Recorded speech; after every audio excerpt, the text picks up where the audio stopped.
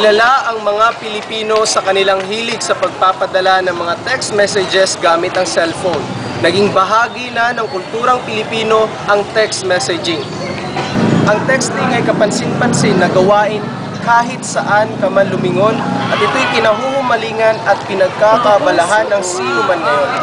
Kung mapapansin ninyo, parang napakalaki na ng pagbabago ng mundo simula na magkaroon ng cellphone. Siguro nga nakatutulong ang cellphone texting para mapadali ang ating komunikasyon at magkabuluhang transaksyon na nagdudulot ng kabutihan sa iba't ibang aspeto ng buhay.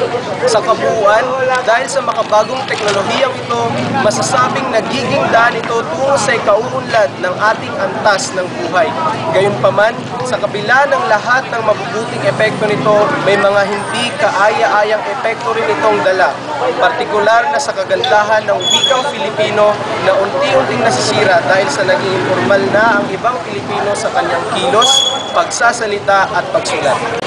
Nakakitaan ito ngayon ng isang malaking hamon para sa mga kabataang Pilipino. Paano natin may sasalba ang isa sa ating yaman? Ang wikang Pilipino na ginagampanan ng malaking bahagi ng ating buhay. Binibigyang kahalagahan ang kapuluhan ng ating pagkatao. Paano nga ba magagampanan ng isang mag-aaral at guro ang hatikaing malinang at may pamana pa natin ang wikang Pilipino sa susunod pang mga henerasyon? Samahan niyo po kami sa aming pananaliksik sa naturang adhikain, partikular na sa Kolehiyo ng Edukasyon.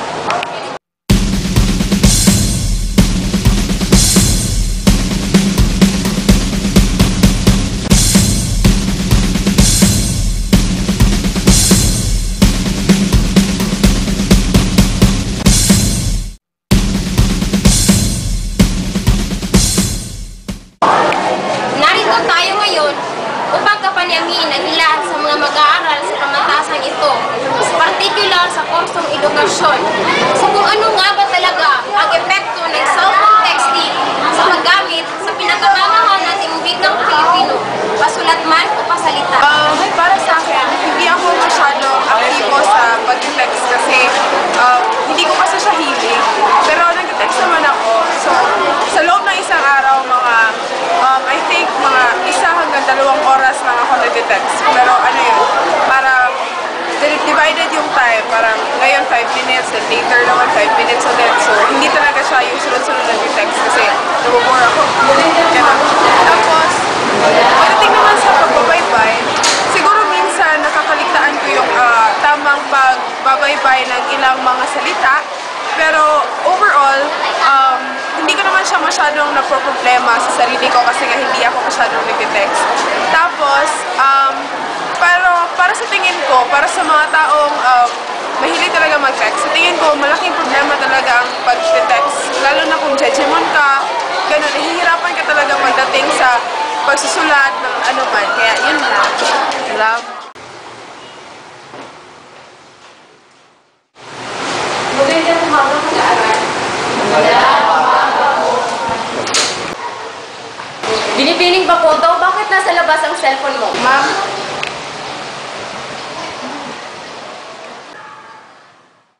Binibining ba po daw? Punta ka dito sa harapan at sumulat ng isang pangungusap.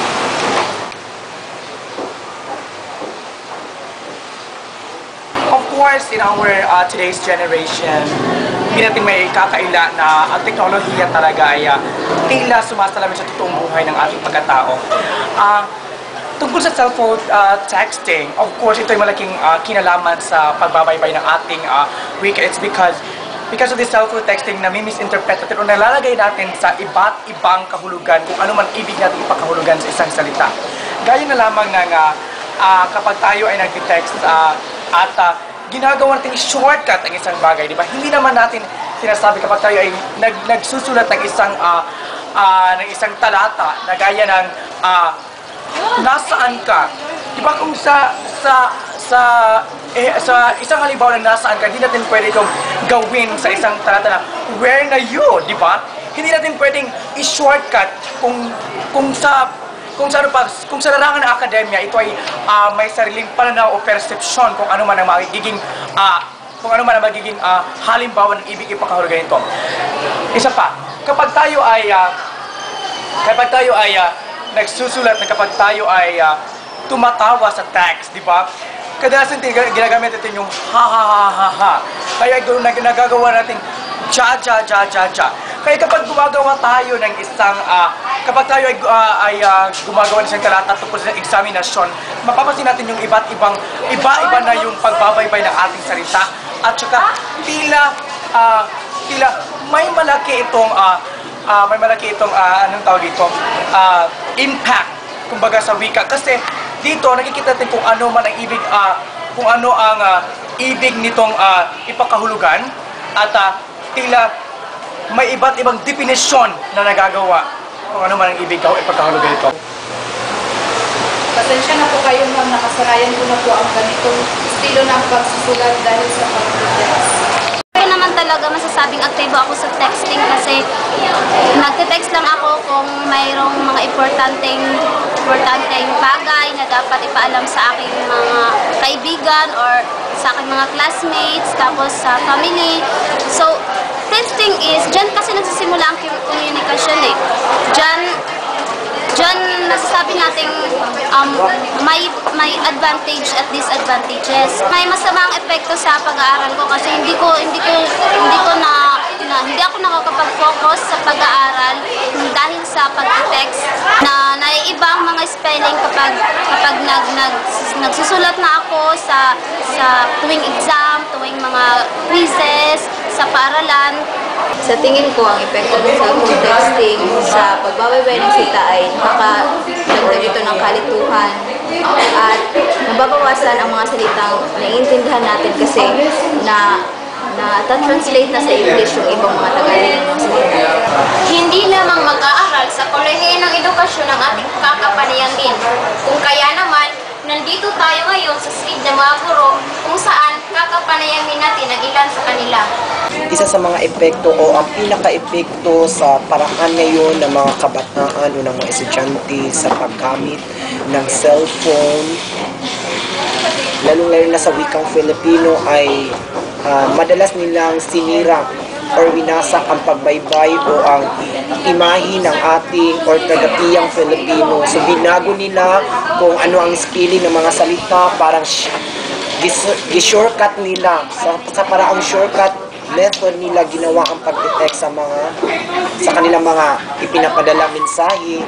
So para sa akin, hindi ito makakatulong sa kalaman ng mga estudyante or hindi ito makapagpapaunlad sa ating talasalitaan sa Filipino.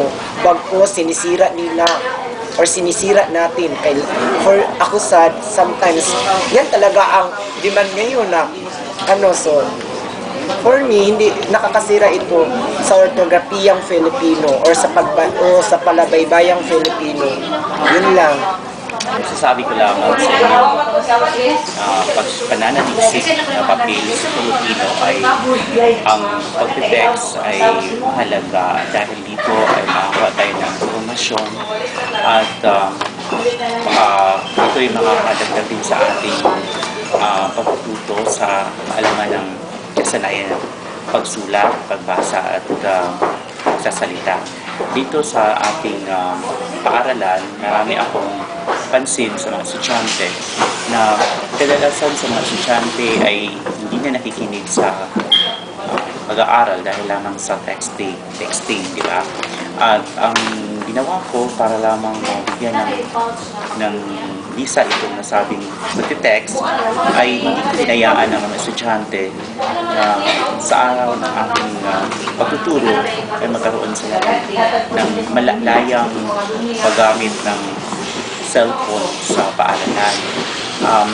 Ito nga ay isang pag-angat ng ating o pag-unlad ng ating bansa Pilipinas ang paggamit ng cellphone sa loob at labas ng paaralan. At yun lamang ang aking masasabi na kailangan sana ay limitahan na ang paggamit ng cellphone sa paaralan dahil ito ay makasisira sa kanilang pag-aaral. Bilang guro sa language na nagturo sa English at saka sa Filipino din, talagang hindi ko talaga yan kinukulangan ang mga spelling sa pagtitext dahil takot ako baka sa pagsulat ko sa Pisara magkakamali ako sa pagsulat ng aking mga salita. So siguro may papayo ko na lang sa inyo dyan bilang mga mag-aaral, bakit pa kayo nagtitext? Kung kulang din pala ang mga salita, dahil kung ako man ang tinitext nyo, hindi ko talaga tatanggapin yan dahil mali ang baybay. Mali ang spelling dyan. So kung ako ang guro, talagang wrong kayo talaga, hindi ko tatanggapin yan, nire-reject ko yan ang mga messages ninyo. Kasi yun ang paraan na para hindi kayo magkakamali sa mga pagbabaybay. Kaya sasabihin yan na, sir, sa text lang naman ito, hindi ko pa rin tanggap yan. Kaya bakit pa kayo gumagamit ng cellphone kung mali-mali ang spelling niyo? At ngayon, hihingi natin ang payo ng ating pinakamamahal na dekano sa Kolehiyo ng Edukasyon. Halika, pasok na tayo. Ang pagkahumaling sa text messaging ay hindi naman masama. Dahil ito ay nagbibigay daan sa ating pagiging bukas at positibo sa social media na siyang naging tulay sa ating pakipagsalamuha sa mga tao sa mundo. Ang tangi kong maipayo sa mga mag-aaral sa Kolehiyo ng Edukasyon ay, una, kailangan maging responsable sila sa kanilang pag-aaral. Kung talaga mang sila ay na-impluensyahan sa text messaging, dapat may panahon sila sa pag-aaral para kung ano ang kailangan nila tulad ng pagsulat ng wasto ay talagang maisulat nila. Pangalawa, magkaroon sila ng panahon sa pag-text, panahon sa pagsulat, panahon sa pag-aaral. So walang problema kung nalulung kayo sa text messaging, okay lang yan. Kasi that's part of our development nowadays. Ang kailangan lang sa mga mag-aaral, magbuhos ng panahon para sa pag-aaral. Kung halimbawa sa pag-aaral sa wastong pagsusulat, bigyan talaga ng panahon. Yun lang masasabi ko. Sa aming pagsasaliksik, pare-pareho lamang ang naging epekto natin at dala ng self-texting sa mga mag-aaral at guro. Isang hamon para sa mga mag-aaral at guro na mga kabataang Pilipino kung paano natin malulutasan at maiibsan ang unti-unting pagkawasak ng wikang Pilipino. Isang hamon na tumutukoy sa isang pamana na may pagmamalaki sa susunod pang henerasyon. Maraming salamat po sa inyong pagsama sa amin at naway may natutunan kayo sa aming pananaliksik at napatuloy niyo ang aming adhikain. Paunlarin ang wikang Filipino!